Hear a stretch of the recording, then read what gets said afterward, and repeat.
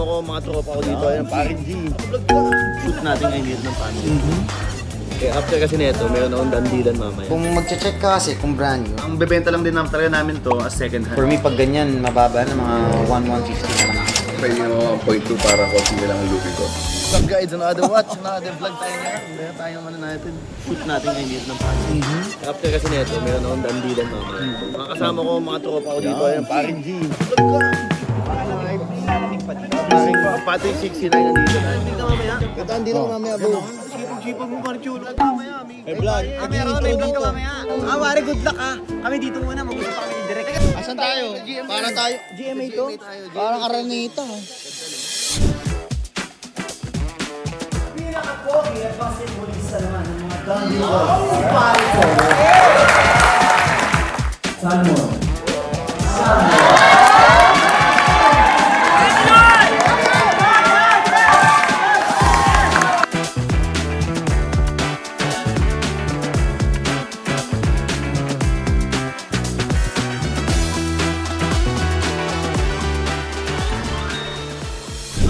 Galing pa panalo. Galing ka.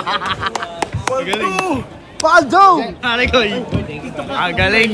Cultured. Peace bomb. Sobrang challenging. Sobrang saya. Lahat kami cultured. Lahat kami stick as one.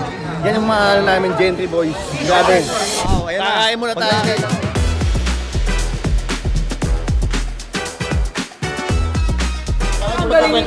Niya nanalo siya, salmon. Hoy! Ay! Alam ba? Baka kasi makalimutan mo pangalan ko eh. Anyway, meron tayong kliyente ngayon, magbebenta siya sa akin ng Rolex na Guinness. Brand new 2026, unworn, untouched. Right now, antayin natin siya. Galing pa daw siya ng QC, pero galing siya ng ibang bansa. Saan bansa? Hindi ko din alam. New York. Cubao. Kamusta family feud mo? Okay naman. May mga players natin, oh. Mga pagod no. Kamusta experience mo? It was good. It was nice. Beautiful. Bossing! Welcome! Kamusta, boss? Ayos lang. Galing kasi kami boss. Family feud. Panoorin nyo na lang kung sino panalo. Ito, galing saan pa to, boss? Sa lugar namin, Grand Cayman. Saan yun? Grand Cayman, Caribbean. Cayman. Saan yun, Cholo?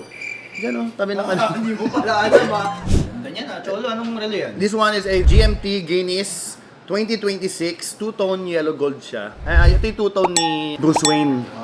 Nagkadandilan na tayo, boss. Kapag brand new talaga siya, papa 7-step authentication ko pa kasi ito. Obo, 2026, April lang. Wow! Tingin mo, parang yan. Okay. Galing kang family feud ah. Nakita mo ba? Panoorin mo ha. Okay, kung magche-check ka kasi kung brand new, pinakaunahin mo, shoe side. Gamit na to. Medyo ko. Check ko pa. Pinabahan si boss. May mga gasgas siya eh. Malalalim? Oo nga, no. Hindi na suot to boss kahit isang beses. Kasi nakuha ko sa kanya after one day ko kinuha sa kanya. Okay, sa back, may gasgas eh. Dito may gasgas. Saan? Dito. Saan tumatama yung kamay? Magkano bang done deal nyo? 1.280. 1.280, boss. 1.3 ba? Very maselan po kaya premium actually yung bili namin. Premium din ang Kaso nga lang, yun na nga. bili ng mga clients. Basta they make sure na walang gasgas, na fresh. Kaso ito boss, hindi pwedeng yan na brand new. Baka sinuot once, nilabas ng konti, napagpasa-pasahan, napakita sa mga tropa, mga ganun. For me, pag ganyan, mababa na mga 1,150 na lang. Kasi mahirap talaga boss if ibebenta nyo sa dealer ng brand new. Pwede nyo ibabenta sa end user. Pero lahat ng dealer boss kung paano kami mag-check, ganun din sila mag-check niya. Kayo boss, ano ba yung sagad nyo? Sumantayin mo si Patrick, siya mag-assess din para unbiased na. Ayan, siya, no? Hello, Bo. Magkano kuha mo sa used? Kasi medyo may ano siya eh, light scratches. Hello? Chinek ko kasi sa may crown side, one panel may gasgas. Yung side naman dito sa kabila, meron din siyang konting gasgas. Pinakamalaki yung sa class, may malaking gasgas na mahaba. Kasi hindi mo talaga pwede ibenta to ng nang hindi mo pinapolish eh. And if you polish it, it's no longer brand new. We'll take it as second hand. Ang used mo, magkano? Ang offer ko 1,150. So panganipat, mas mababa ko. Kayo boss, ano magkano yung sagad mo? Ang hirap sugalan boss ng kapital yan eh. Kasi yung binabayaran boss kaya 100 to 200k yung difference ng brand new. Kasi yun yung binabayaran talaga ng client.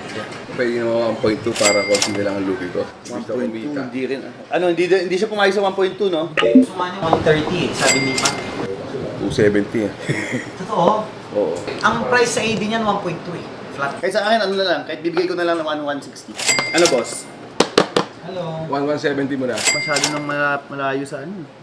Sa kanya nga, 150. Ako na yung nagtaas. Ang bebenta lang din talaga namin to as second hand. Magdagdag lang ako 5,000. 1165. Maganda lang kuha namin dun sa isa, mas mababa pa. I-average price ko na lang. Ano boss? 1165.